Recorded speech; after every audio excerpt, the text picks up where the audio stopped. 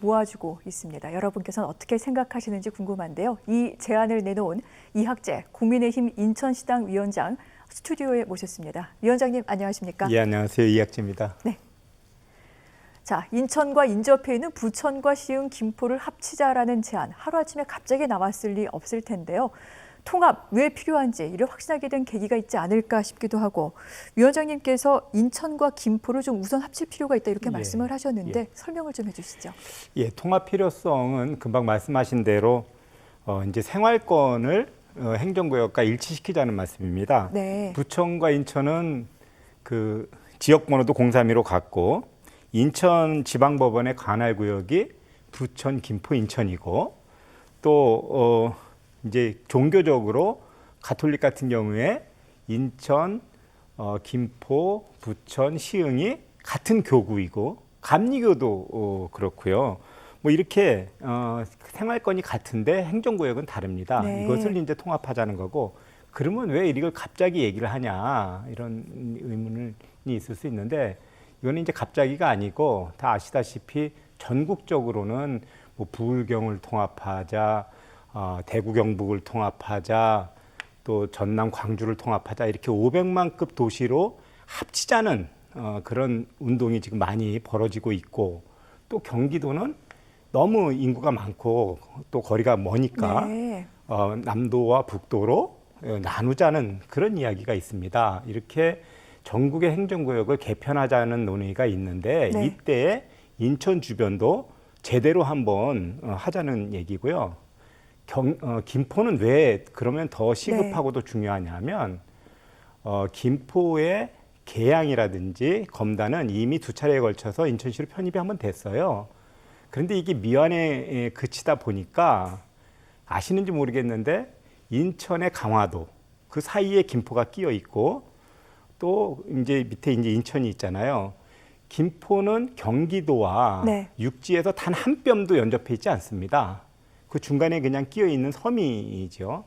또 김포가 경기의 북도나 남도로 간다 하더라도 맨 끝자락에 위치하게 돼서 그 불편함은 여전히 남거든요. 네. 그런데 인천하고 김포하고 통합이 되면 네. 그러면 이 인천도 다 이제 연결이 되고 또 김포는 인천의 중심부에 위치하게 될 뿐만이 아니고 뭐 공항, 항만, 경제자유구역 인천이 가지고 있는 그런 개발의 장점을 네. 지역 실정에 맞게 다 흡수할 수 있고 통일 시대를 본다고 하면 인천에 있어서 김포, 통합된 인천시에 있어서의 김포의 역할은 매우 중요한 그런 측면이 있기 때문에 다른 것이 다 안 되면 김포라도 해야 되고 만약에 김포하고 인천하고 다 당장 네. 합치면 인구가 340만이 돼서 부산을 능가하게 되거든요. 바로 또 제2의 도시가 됩니다. 뭐 그런 측면에서 그렇군요. 강조하는 겁니다. 네.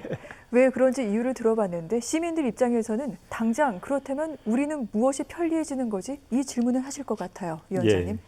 그 이제 좀 전에 말씀드린 대로 생활권이 같은데 네. 행정구역을 통합하자는 그런 말씀이고 그렇게 하면은 이제 시민들 입장에서는 광역 행정 서비스를 거주지하고 가까운 곳에서 서비스를 받을 수 있는 그런 장점이 있고 인구가 약 한 500만 정도 그렇게 된다고 하면 네. 뭐 예를 들어서 농산물 시장이라든지 이런 소비나 생산에 있어서 규모의 경제가 실현될 수도 있고요.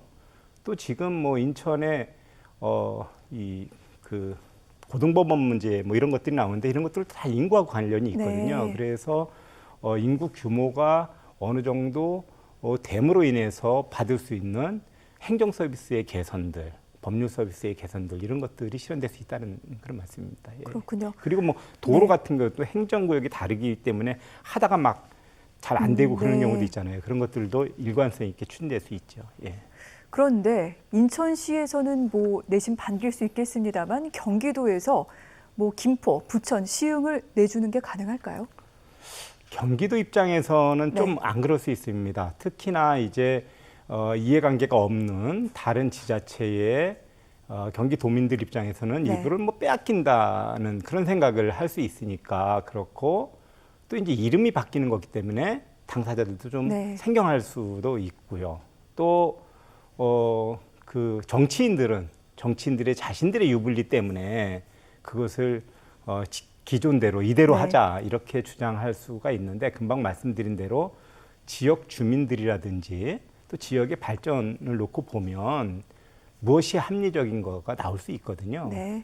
그리고 이렇게 하는 것이 장기적으로 봤을 때 또 나은 거고 예를 들자면 부천하고 부평하고 계양이 예전에는 같은 행정구역이었는데 시간이 흐르면서 또 바뀌고 뭐 이랬단 말이에요. 뭐 이런 것처럼 행정구역이라는 것이 그 시대에 따라서 네. 얼마든지 바뀔 수 있는 거고 또 바꿔놓으면 아 이래서 좋았던 거구나 이렇게 생각될 수 있습니다. 알겠습니다. 한 가지만 더 좀 따져 여쭤서 보도록 하겠습니다. 이런 비판이 있습니다. 이거 사실은 주민들의 의사와 관련이 없는 정치인들이 선거 때 여러 가지 좀 셈법에 의해서 이런 얘기가 나오는 게 아니냐 이런 부분 하나 있고요.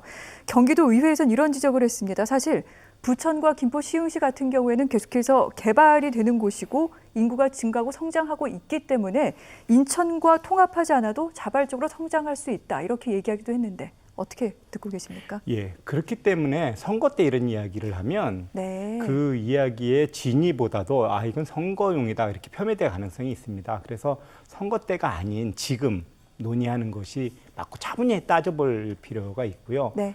또 지금 논의를 안 하고 예를 들어서 분도가 됐다든지 하면 이 인천 이 주변 지역의 500만 통합 이거는 이제 물거품이 되는 거잖아요. 다시 돌이킬 수가 없잖아요. 그렇기 때문에 지금 더 진지하게 검토할 필요가 있고 김포, 부천, 시흥은 인구가 계속 늘어나는 건 사실입니다. 예, 하지만 이것은 경기도 전체의 인구 증가하고 유사하지 이 지역의 실정을 잘 살렸기 때문에 인구가 늘어나는 거라고만 볼 수 없거든요. 반대로 지금 예를 들자면 인천이 가지고 있는 공안, 항만, 뭐 경제 자유구역 이런 것들에 대한 이 어떤 개발 이익을 네. 각 지역별로 특징을 지어서 나눠서 골고루 개발을 한다든지 그리고 각 지역이 가지고 있는 특장점들을 역할을 분담하는 거죠. 네. 그렇게 해서 한다고 하면 지금보다 훨씬 더 인구도 늘어날 수 있고 또 주민들의 편익도 증대될 수 있기 때문에 네. 지금 늘어나고 있기 때문에 지금이 가장 좋은 거다고 이야기하는 건 조금 문제가 있지 않습니다. 알겠습니다. 무엇보다 주민들의 편익을 위해서다라고 말씀을 하셨는데 이 부분 어떻게 논의가 진행될지 저희도 관심 갖고 지켜보도록 하겠습니다.